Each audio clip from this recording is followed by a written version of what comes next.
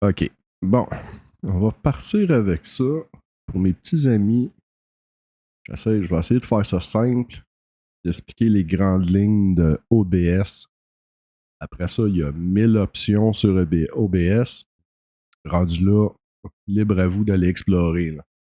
Donc, étape 1, on va aller dans les paramètres. OK? Fait qu'ici, on peut les prendre là dans le dock. Ça s'appelle un dock, là, le carré qui est ici. Là. Ou sinon, on peut juste aller sur Fichier, Paramètres. C'est la même fenêtre. OK, les settings de base. Bon, la langue, le thème, on s'en fout. La boîte de statistiques, si vous cochez ça, ça va être dans le fond, c'est cette boîte-là qui va ouvrir à chaque fois. L'utilisation du processeur, le disque dur, le nombre de frames perdus. Ici, là, si vous avez des problèmes sur votre stream, vous allez le voir. Image manquée à cause d'un retard de rendu. J'en ai 0 sur 3480 images de rendu. Des fois, on va monter. Si tout va bien, ça ne montera même pas à 1%. Là. Des fois, il va y avoir des frame drops, mais c'est pas la fin du monde. Tant que ça monte pas à 6-10% ici, là, ça veut dire que tout va bien. Bon, le stream, il est-tu actif? Là, dans le moment, j'enregistre, donc mon stream est inactif. Puis je me sers d'une autre fenêtre d'OBS pour enregistrer pour pas qu'on voit la fenêtre dans la fenêtre dans la fenêtre, là, pour on ait l'air d'écouter Inception, là, que l'enregistrement est inactif. Parfait. Mise à jour, moi je me mets en stable, vérifie automatiquement, ça c'est relativement simple. Ça, c'est juste des affaires que, c'est demander des confirmations, des affaires comme ça. Si vous voulez, vous les cochez. Pour le reste, déclenchement d'alignement, des sources. Ça, je le mets à 10. Ce côté-là, c'est pas super. En français, en tout cas, c'est pas très clair. Ça veut juste dire, quand vous allez vous promener, c'est comme, tu sais, ça snap, ça colle. Si vous vous promenez avec une image puis vous voulez la centrer, ben, quand vous allez passer proche du centre, l'image, elle va comme accrocher pour vous signaler que vous êtes au centre. Il y a déclenché avec le centre de l'écran, les autres sources, les barres d'écran. Ça permet d'enligner vos scènes d'une façon plus cute. À partir de là, il n'y a plus grand-chose. Stream. Bon, là, vous choisissez votre service. Moi, je me mets en HLS parce que je stream en haute résolution, 60 images secondes, à 30 MB d'upload. HLS, c'est le meilleur. Là, après, on peut prendre soit le serveur primaire ou le backup. Ça ne change pas grand-chose. Ça va être correct. Les sorties. Bon, c'est là qu'on configure tout ce qui est streaming, enregistrement, audio, puis tampon. Streaming, ça veut dire ce que ça veut dire, c'est quand vous streamez en live. Enregistrer, ça va être à peu près la même chose, sauf que vous ne le pompez pas directement sur le serveur de YouTube, vous le gardez sur un disque dur. L'audio, il y a 6 pistes audio dans OBS. Ça permet de séparer, mettons, le jeu va s'enregistrer sur la piste 1, votre voix sur la piste 2, blablabla, toutes ces affaires-là. Débit audio recommandé, on peut aller jusqu'à des débits de fou, là, 320 kbps, ça donne rien. 128, ça fait un job. Parce que, anyway, surtout si vous le streamez, vous le pompez sur YouTube. YouTube va tout réencoder, va jouer dans les settings de votre. Ils ont comme leur propre codex, on pourrait dire. Ils vont tout retravailler ça. Si vous enregistrez beaucoup, là, vous pouvez vous permettre de monter à 320 parce que vous gardez le contrôle sur la qualité. Mais aussitôt que vous soignez votre vidéo, vous l'uploadez sur YouTube ou sur une autre plateforme de diffusion, ils vont jouer avec. Juste garder le strict minimum, ça va être bien, ça va être correct. Tampon de relecture, c'est un genre de petit setting là, que vous pouvez vous mettre un raccourci qui va aller, disons, enregistrer les 120 dernières secondes ou là, vous pouvez choisir là, 60 dernières secondes. Ça peut être bon sur quelqu'un qui veut pas enregistrer toute sa partie ou veut pas tout streamer, mais quand il fait un bon coup, il paye sur le piton, paf, ça va enregistrer 2 dernières minutes. Que vous allez avoir comme un petit highlight de ce que vous avez fait. Donc, si on revient à streaming, les paramètres de streaming. Piste audio, moi je le mets sur 1. L'encodeur, avec la dernière version 30, le meilleur encodeur de son, c'est vraiment celui-là. Parfait. L'encodeur vidéo, moi j'ai une carte Nvidia, que le best Nvidia NVEC, N pour Nvidia. Sinon, il y a le H264, mais on est NVEC, c'est le best. Mise à l'échelle pour la sortie, j'en mets pas parce que Je capture mon écran à 2560 par 1440 et je la pousse à YouTube en 2560 1440. Qu'il n'y a pas de mise à l'échelle, il n'y a pas de scaling qui se fait, ça donne rien. Paramètre d'encodeur, CBR, Constant Bit Rate. Tu peux avoir un... Ça, c'est ton bitrate. Dans le fond, c'est le nombre de... Comment je dirais? D'infos, de bits qui est, par seconde qui est poussé. On le laisse en constant. Les serveurs de streaming n'aiment pas quand ça varie. Là. Tandis que là, même si tu n'as pas besoin, mettons, de ton 30 MB secondes pour pomper l'info, il va quand même pousser 30 MB secondes. Si on irait dans variable bitrate, ben là, il adapterait la capacité, ton débit, selon la quantité d'infos requises pour faire une image qui a de l'allure. T'as de quoi avec beaucoup d'infos, ben là, peut-être qu'il monterait à 50 kbps. Puis tu streams une page fixe, ben là, il va peut-être descendre à 5. Tandis que nous autres, on veut du CBR, on va tout le temps pomper à 30. Là, à partir de là, c'est votre connexion Internet. Ça peut être 20, ça peut être 25, 25 000, ça peut être 20 000, ça peut être 50 000. C'est pas mal ça. Intervalle d'image clé. Ça, je rentrerai pas dans les détails, mettez-la à 2. Les prix réglages ici. Ça, c'est la qualité de l'encodage, dans le fond. Plus que c'est haut, comme là, j'ai mis meilleure qualité sur le mien, plus ça va demander de la puissance de calcul, mais quelqu'un qui a une grosse carte, là, mettons une 3080, 3090, une 4070, une 4080, ça passe avec un P7. Réglage haute qualité. Ça, c'est moi. On peut le mettre en faible latence. Je me fous de la latence. Ça me dérange pas qu'il y ait un délai de 30 secondes entre mon stream puis ce que je fais. Comme je stream pas à 100 000 personnes en même temps, c'est bien rare que j'ai des conversations en live qu'il y ait un délai de 30 secondes dans ce que les gens voient puis ce que je fais. J'aime mieux avoir une belle qualité. Mode multipass, laissez ça en mode unique. On peut toujours faire 2 passes. Là, c'est un genre de filtrage anisotropique ou je sais pas quoi. Là. C'est qui va se mettre à scanner 2 fois chacune des images. Puis là, l'image va être beaucoup plus belle. Mais l'ordinateur va se retrouver à genoux complètement. Là. Passe unique.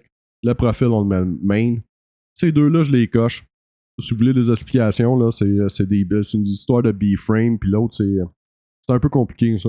Fouillez sur YouTube, jamais ça vous intéresse. Nombre de GPU, je n'ai juste un que c'est 0. Nombre maximal de B-frame, on le met à 2. Que ça, c'est pour le streaming. Enregistrement, il y a quelques petites options différentes. Disons, où, quand on enregistre la vidéo, où il va sortir. Bon, ben, je l'ai mis dans mon disque de vidéo, ça, il n'y a pas de trouble.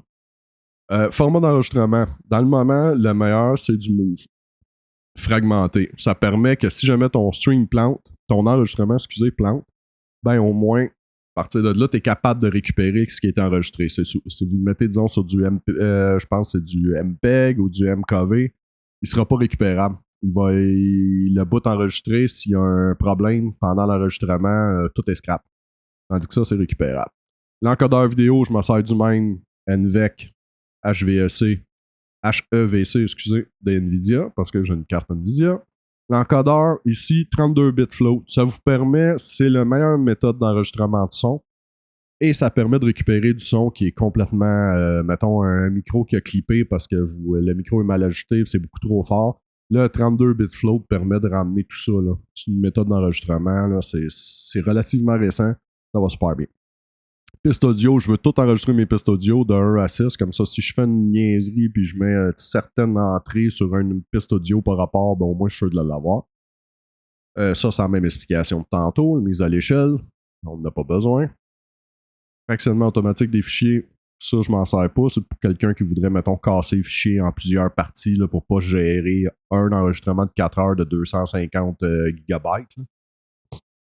Mais au moins, comme ça, vous pourriez le diviser tout par partie de, je sais pas si c'est en secondes, c'est en minutes. Bon, parfait. Moi, je m'en sers pas. Bon, après ça, paramètre de l'encodeur, c'est exactement la même chose que sur streaming, sauf que ça vous permet de le diviser. Mettons que vous voulez quelque chose en faible latence pour du streaming, vous pouvez le mettre en faible latence sur votre streaming, puis si vous voulez de haute qualité parce que vous enregistrez. Moi, parce que je suis en cœur puis lâche, je mets la même chose partout. Plus facile, puis si je pars en vrai, ben je sais que c'est pas un par rapport à l'autre, je mets tout pareil. L'audio, on en a parlé un peu tantôt. Moi, je me sers à 128 kbps. Et ça, c'est ça. Audio ici, fréquence d'échantillonnage. J'ai vu aucune différence entre du 44.1 ou du 48 kHz. Que je le mets à 44.1, à ce que j'ai vu vite, ça. Des fois, ça cause des bugs le 48. En 44, là, ça comme ça empêche d'avoir un paquet de problèmes. Ça ici, périphérique audio globaux, de la manière que je le gère, moi je les désactive, je le gère au niveau des scènes, je vais vous le montrer un peu plus tard. Mesure de relâche.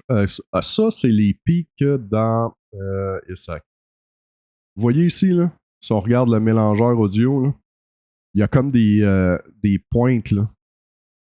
Ben ça, à partir de là, c'est juste ça. C'est juste la manière que le petit bidule qu'il y a là va réagir. C'est pas plus compliqué que ça. Périphérique de monitoring, ben ça, vous choisissez votre carte de son. Si jamais vous voulez écouter votre son pour savoir comment ça sonne, ben là, vous lui dites tout l'envoyer. Raccourci clavier, mais ça, il y a à peu près tous les raccourcis clavier possibles de toutes vos scènes possibles imaginables. Plus vous rajoutez de scènes, plus vous allez en avoir, mais moi, je m'en sers pas. Vidéo. Bon, résolution de base Canva, résolution de sortie. C'est là que certains qui ont des écrans super larges par rapport à un stream, tu sais, mettons, c'est un écran, c'est comme il y en a des Alienware, je pense, là, qui sont, ou des, pas des Logitech, là. C'est du Logitech, moi, peut-être. Style, c'est du 2600, du 5000 quelque chose par 1440. On peut pas streamer en 5000 par 1440. YouTube le permet pas. T'sais, YouTube va garder des formats 16:9. Tu peux le pomper. C'est rien que ça va te faire comme un film avec une grosse barre noire en haut, une grosse barre noire en bas. Ça va être lettre, puis personne ne va rien voir. Dans mon cas, je stream en même résolution que je capture. Mon écran, ça, ma base, mon Canva, c'est le carré que vous voyez en arrière ici. Là. C'est ça. Ça, c'est mon Canva, il y a cette résolution-là. La mise à l'échelle, ben, je pourrais la changer et dire, ben, prends ça, puis envoie-le en 1920 par 1080. On veut pas ça, là. Il y en a certains qui le faisaient dans le temps. Ça permettait de meilleure qualité, parce que ça compactait les pixels, puis ça fait une qualité d'image qui est mieux. Mais aujourd'hui, t'es mieux de streamer dans en même résolution que tu captures. Moi, je le mets en 60 FPS, ça c'est ton nombre d'images par seconde. Il y en a qui le mettent à 24, qui le mettent à 30. Je trouve surtout pour ceux qui streament, mettons, de l'action, quelque chose comme un shooter, Call of Duty, Fortnite, n'importe quoi qui bouge vite, on est mieux en 60. L'œil, c'est plus agréable à regarder. Puis c'est plus proche de ce qu'on voit quand on regarde, quand on joue. C'est rare à cette heure qu'on joue, on n'est pas en 1980, c'est un cathodique, là, qu'on regarde qu'on joue sur 30 images secondes sur un écran cathodique.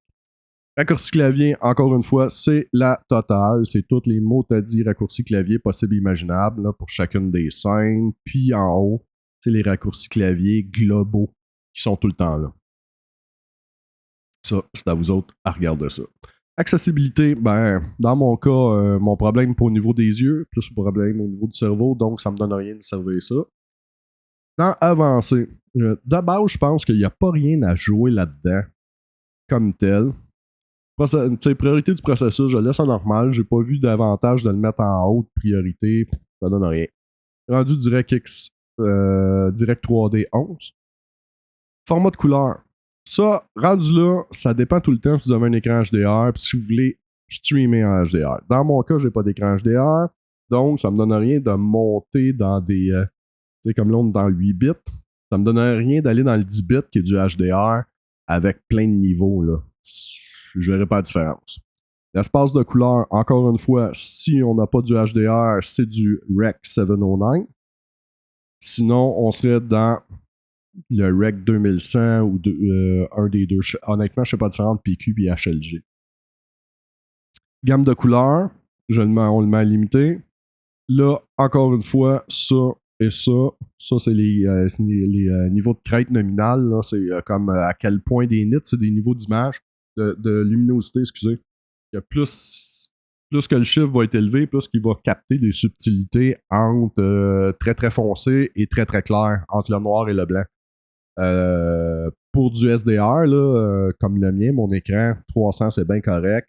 Puis j'ai pas d'HDR que il est toujours laissé là. Ça, après ça, c'est à vous amuser. Qu'est-ce qu'on fait? C'est comment vous voulez renommer vos fichiers quand vous enregistrez. Vous pouvez rajouter un faux retard sur le stream pour essayer de vous protéger du stream sniping. Il y a certains gros streamers avec beaucoup de followers, il y a du monde qui les suivent. Ils regardent le stream et ils servent de leur stream pour être capable de leur faire du trouble. Il y en a qui activent le retard.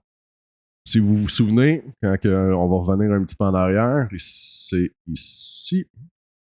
Quand je le mets en haute qualité, il y a déjà un délai d'une 30aine de secondes qui se met. Ça donne rien de rajouter un 30 secondes sur un 30 secondes. Là. Rendu là, aussi bien de l'enregistrer puis rien que le pomper, là, ça donne plus rien de streamer. Mais pour quelqu'un qui serait en faible latence puis qui veut s'assurer que personne ne peut sniper son stream, c'est là qu'on l'activerait. En connexion automatique, je le coche, mais ça n'a jamais planté que je ne sais pas si ça fonctionne. C'est pas mal les grandes lignes de la fenêtre paramètres. Donc, après ça, on va passer à travers l'interface. Petit gorgée de café. Bon. La manière que ça fonctionne, OBS, ça a l'air d'une grosse usine à gaz bien compliquée, là, mais c'est vraiment pas si pire que ça. Tout fonctionne à la base avec une scène. Une scène, c'est une image qui est projetée dans votre canevas. La scène est composée de sources, qui est l'autre doc qui est ici. Et sur cette scène-là, j'ai plusieurs sources. Le petit œil permet de les cacher ou de les faire apparaître. Souvent, c'est ma méthode, c'est peut-être pas la méthode la plus propre, mais je vais me faire une scène, le stream commence bientôt, et je vais mettre un paquet de sources, puis selon ce que je stream, selon ce que je fais, je vais faire apparaître ou disparaître. Comme quand je faisais du Diablo, j'ai appelé Horloge Diablo parce que c'est la même police que Diablo. Mais là, comme je joue à DMZ, ben là, je la cache. Ça, c'est ma scène bientôt. Que là, il y a une horloge de base qui est ici, qui me donne la date. J'ai le logo code qui est là. Touk, touk. Mon nom. Le Diablo logo qui était caché. DMZ logo. Et le vidéo de base que j'ai mis comme écran dans le fond. Mettons, on s'en crée une vite. On va se créer une nouvelle scène. Le petit plus, on se crée une scène, appelons-le test. Bon, j'ai une scène test. Là, je vais avoir un magnifique écran en noir parce que j'ai pas de source dans ma scène. Et là, on clique sur le petit plus encore une fois. Et voilà. Là, vous allez peut-être que vous n'aurez pas toutes les options parce que j'ai des plugins que j'ai installés et j'ai un paquet d'affaires. Et de base, disons, on va être capable de. Ça nous prend du son. Capture audio entrée. Parfait. Que ça, c'est un micro. Et là, on peut appeler ça micro 1. Parfait. Là, il va dire OK, c'est bien beau. Tu veux que j'enregistre le micro 1. Mais c'est quoi le micro 1? Bon, ben c'est le micro, il est ici. Là, je le ferai pas parce que sinon le son va rentrer en double, ça va être l'enfer. Ah, tiens. Bon, on a le Yeti. Bang. Là-dessus. Et voilà. Et là, vous voyez ici, le micro est capté. On voit là, ça bouge. Parfait. Bon, on voudrait une image. On clique un petit peu plus. Capture d'écran. Capture de jeu. Capture une fenêtre. C'est plein de méthodes différentes. Vous voulez capturer une page web. Navigateur web. Parfait. Web 1. OK.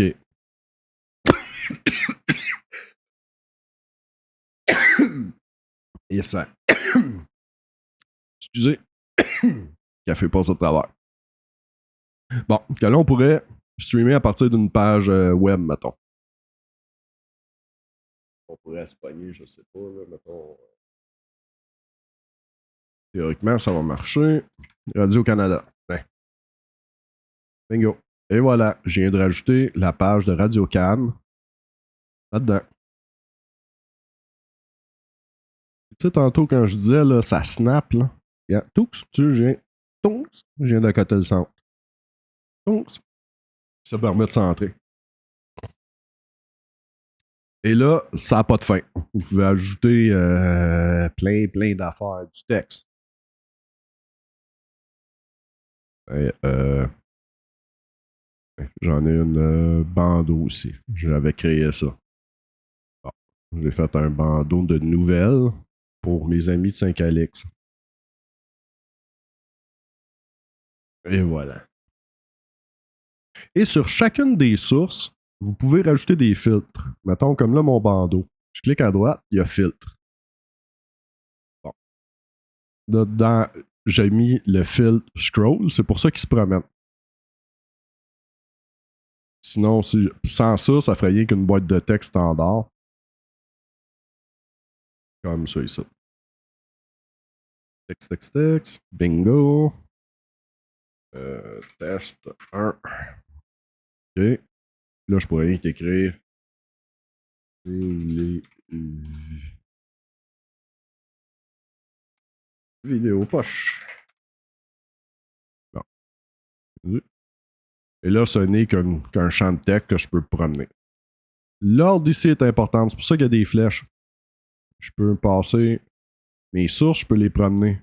Là, lui est en avant. Le bandeau. Mais si je le soigne en bas de web, ici j'ai inversé deux positions, ben là, plus c'est haut, plus qui est en face de vous, les autres vont passer en arrière. Que ça permet de voir qui a priorité sur quoi. Et voilà. Que ça, c'est les sources. Ici, les scènes, ça vous permet de passer d'une scène à l'autre. Ça vous permet de les créer. Ça vous les permet de les configurer. À partir de là, ben là, vous pouvez choisir. Ça, c'est une des scènes que je m'en sers. Le stream commence bientôt.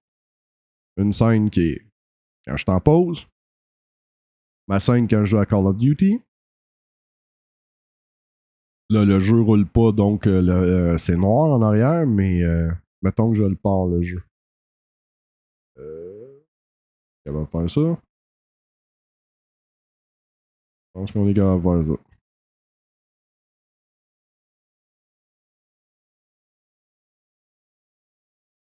Il va finir par monter. Parfait.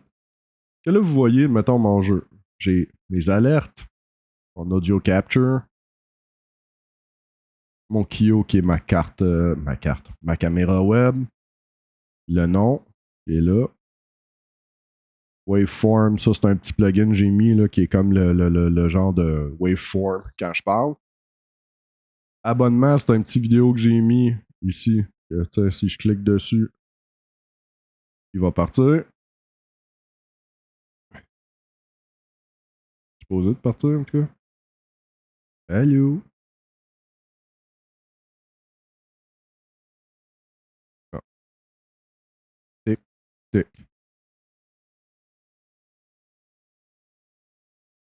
Ça, c'est le jeu. Bon. Call of Duty est un peu spécial là, parce que. En tout cas, spécial. Il garde la même raccourci pour tous les jeux. Comme là, on est à Modern Warfare 2.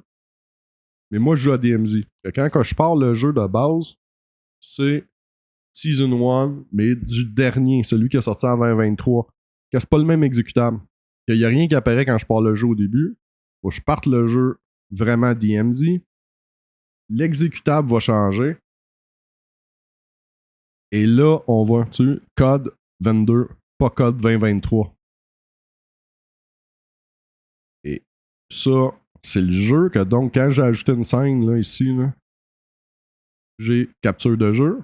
Et dans les propriétés, parce qu'il y a tout le temps des propriétés sur chacune des sources, je veux une fenêtre spécifique. Je veux être sûr que je capture pas, disons, tout mon bureau, puis là, je sais pas, je décide d'aller visiter des sites que vous devriez pas voir, puis là, je m'en rends pas compte, je fais un alt-tab, paf, là, tout le monde voit tout.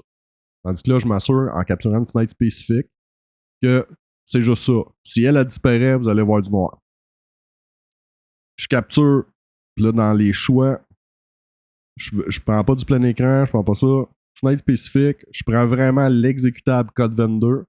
Titre correspondant, sinon on trouve une fenêtre du même exécutable. Comme ça, aussitôt que je pars code, il va partir.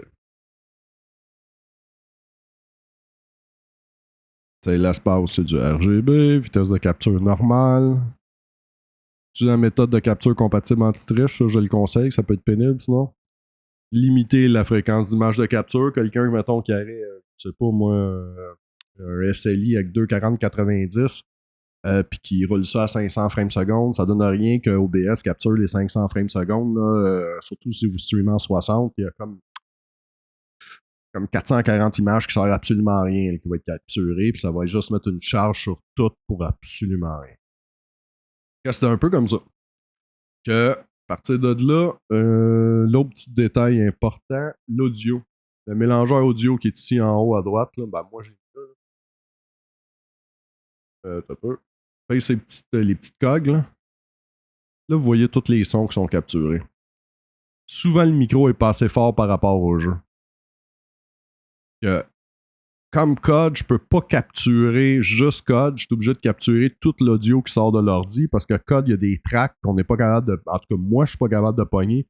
Il y en a une pour, mettons, le son du jeu. Il y a un autre track pour le chat in-game. Il y en a un autre track pour le proximity chat. Que là, si je capture juste l'audio de code, je vois rien qu'avoir le son du jeu, puis j'entends pas le monde après sur les. Je suis pas capable d'enregistrer les proximity chat. Ça m'oblige à capturer tout l'audio qui passe à travers mon ordi, audio capture. Tu sais, je suis à 100% là-dessus, puis je suis à 160 sur le micro. Parce que sinon, on m'entend pas, le son écrase ma voix complètement. Je répète, mélangeur audio, petite gear, ça vous permet de faire le tour de tous les sons séparés. Vous voyez, là, alerte est là, audio capture. Dans le fond, tout ce qui est compris dans ma source va apparaître ici. Ma Kyo, je l'ai mis à 0 pour être sûr qu'il n'y ait pas de feedback parce que souvent les webcams, ils ont un micro intégré. Je l'ai désactivé comme ça. Comme ça, on est correct. Monitoring audio, ça, c'est juste pour être capable d'entendre à travers vos écouteurs sans être obligé d'enregistrer et faire des tests. C'est bon pour dégrossir, mettons, les premiers settings. Quoi d'autre? Ah oui, mettons, dernière petite affaire, gérer les diffusions. Sur YouTube, contrairement à Twitch, à moins que Twitch ait changé, Twitch, on pesait sur Start Streaming, bingo, pif paf, ça part, la vie est belle. YouTube, un peu plus compliqué. Faut gérer notre diffusion. Ça prend un titre, ça prend une description. Là, vous pouvez dire, bon, c'est quoi? C'est-tu public, non répertorié privé? Si on veut streamer, normalement, c'est parce qu'on veut être public. Catégorie, ça, je le mets, ça aide juste le moteur de recherche. La vidéo convient-elle aux enfants? Bon, je mets non parce que je me connais, je connais mes chums, on dit plein de grossièreté, comme ça, je veux pas me faire accuser et poursuivre par des parents. La miniature. C'est la miniature, quand on va sur YouTube, l'image qui apparaît pour définir le vidéo. Ça, il y a comme des. Comment je dirais? Il y a une grosseur pour un poids. Je pense que c'est pas plus que 2 MB, puis je me souviens pas de la résolution. Ça prend que.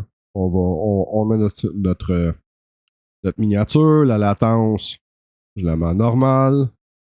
Tac, tac, tac. On met ça. Et là, programmer la diffusion. Si vous pesez juste sur programmer la diffusion, ce que ça va faire, c'est que ça va avertir le monde qui suit votre chaîne qu'il va y avoir une vidéo en direct qui s'en vient. Mais ça part à rien.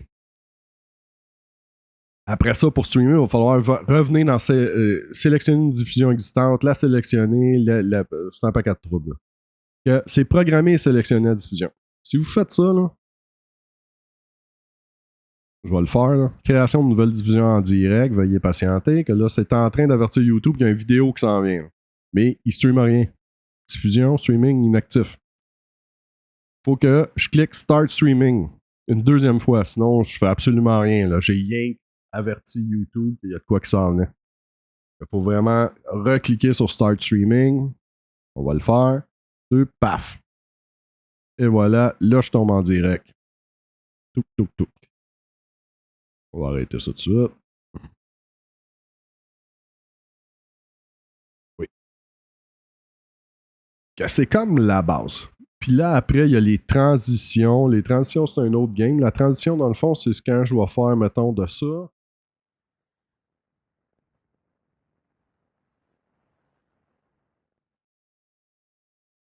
C'est plus quand que je vais passer, mettons, d'une scène à une autre. Comme ça, le laplet là, qui est apparu, comme ça. Ça, c'est une transition. Ça, je ferai une autre vidéo, puis c'est un peu compliqué. Surtout les stingers, les transitions stinger là, qui est ici. Là. Sinon, il y a des transitions beaucoup plus simples, là, des fondus. Là. On a fait la même.